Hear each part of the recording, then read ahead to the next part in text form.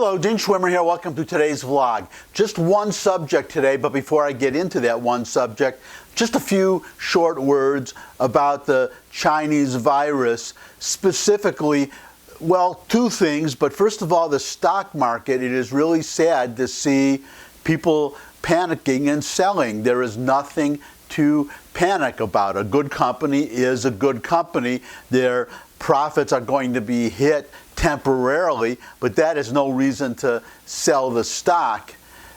You're going to lose a lot of money, a lot of people. I feel really sad about that, number one. Number two, I was talking yesterday about how I went to the market. I just wanted a dozen eggs. I went to 3 different markets. They were all sold out. I'm heading out today. Going to try to get my dozen eggs again as soon as I finish this vlog. It's just a request. Don't panic. Again, don't buy all the eggs. I want some eggs, okay? Don't buy any eggs, at least if you live in Cordova, Tennessee. Don't buy, or the Memphis area. Don't go out and buy all the eggs, or leave 1 dozen for me. And if it's possible, I like the jumbo eggs, which is another problem, just finding jumbo eggs. They have the large eggs, they have the medium eggs, they have the extra large eggs. But try to get some jumbo eggs. Only a few places have those. You can see the trouble I'm in. Have a heart, people. Don't go out and buy all the eggs. That's my request. Now on to today's subject. It's an important matter. It's an opportunity for Donald Trump too. But, oh, you know, I do have one more warning for President Trump. I hope he threads this needle. The Congress right now, they're about to vote on a package of Phase 2, and there's going to be a Phase 3 to get money out to people who are suffering from not being able to go to work. But there is also talk of sending money to major industries, which makes sense because these industries have employees, and they are people that are out of work. You're going to send money to the employees, but you have to send money to or give low interest loans or even no interest loans to these industries because, for instance, we need an airline industry, but it affects other industries, or it applies to other industries as well. Chuck Schumer was on the television earlier making what I have to agree is a good point, at least a good point in terms of serving as a warning for Donald Trump. For instance, Schumer was talking about the possible, you wouldn't call it a bailout if the industry, if Boeing, for instance, has to pay it back. But Chuck Schumer made a very good point that earlier in the year, we lowered the corporate tax rate. That was to encourage corporations, major international corporations, to bring money home instead of keeping it overseas, and to invest in growth and hiring and developing new products. What a lot of these corporations did, though, was buy up their stock, buy stock, and the increased value that they are showing is not from increased profits, not from increased sales, development of new products, but simply from buying back their stock and reducing the supply of their stock out in the market. To take Boeing as a specific example, Boeing bought back $40 billion of its stock. The dividend to the shareholders went up 300%. Schumer makes a very good point that Trump needs to be aware of, because it's a very good argument for Joe Biden. It looks like he's going to be the Democratic candidate to make, to say, why is the American taxpayer sending money to these corporations who spent billions buying back their own stock? They could have put that money in reserve, then they would have it today and they wouldn't need any money from the federal government, or at least a lot less.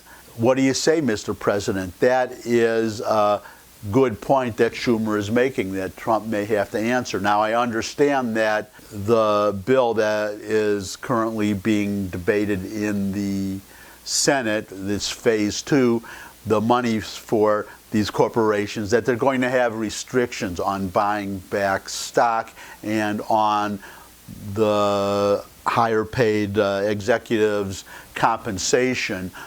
But that still leaves the question about I could make a very good argument that before you take money from the government, sell $40 billion of stock. Sell your stock back out in the market, get that money, and use that to bail yourself out. I can see that argument being made, so I hope Trump will answer it. Now on to the subject of today, and this is a great idea, a fantastic idea that was made in an article in the Federalist.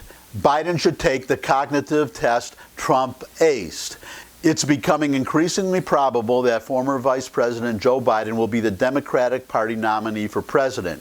At the same time, among Republicans anyway, speculation continues that as for about 10% of Americans within his age range, Biden is impaired with dementia.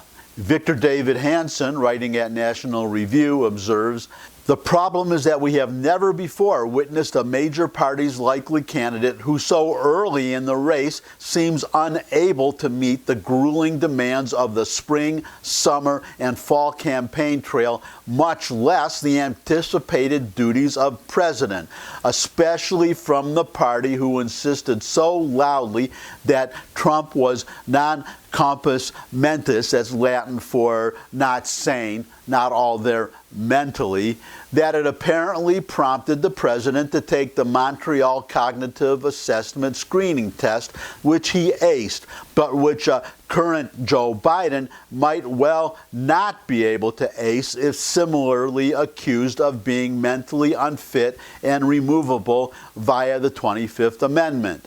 That was the quote from David Victor Hanson. Now I'm back to the article.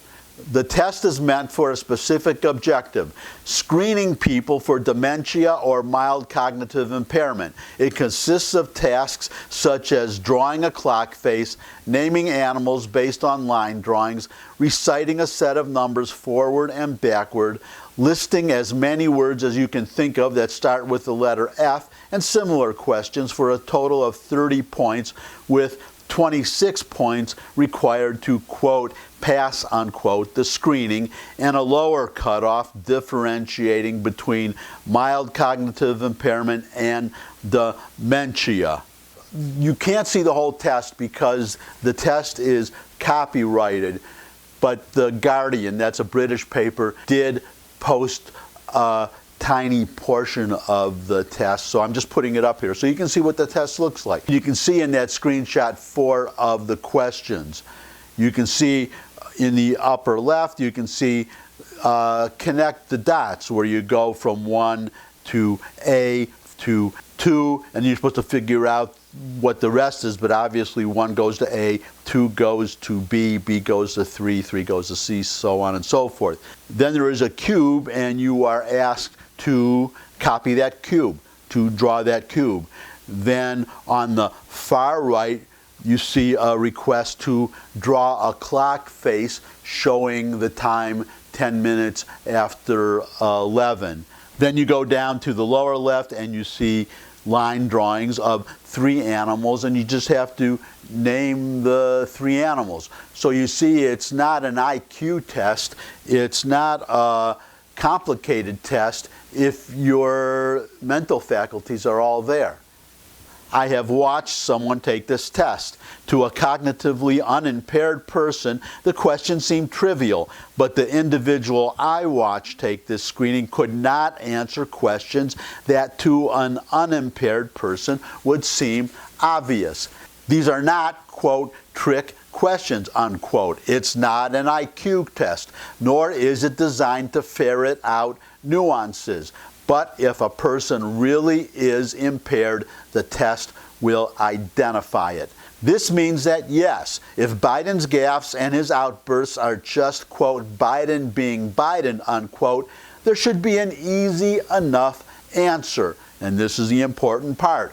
Biden could take the screening test just as easily as Trump did and just as easily pass it. Then everyone can just shut up about the issue, unless, that is, the claims of Republicans that he, Biden, has been pushed into this election against his own best interest and that he'd be better off having stayed in retirement are well founded. For the good of the country, if for no other reason, Republicans and Trump specifically should challenge Biden to take the test in a campaign ad, definitely on a debate stage, but especially Trump, because he took the test. He got all this criticism. He took the test. Now he could say, I took the test. Will you take the test? I took the test. Why can't you take the test? That's it for today. Thanks for stopping by as usual. Thumbs up if you like this video. Share it with anybody you think would also like the video. Got any comments? You can put them in the comments section below the video, as well as any questions you might have, suggestions for future topics. And finally, you could subscribe, because I love getting new subscribers. And well, that wasn't finally. That was almost finally. This is finally. Finally come back and see me again. I look forward to seeing all of you again. And until I do see all of you again, bye.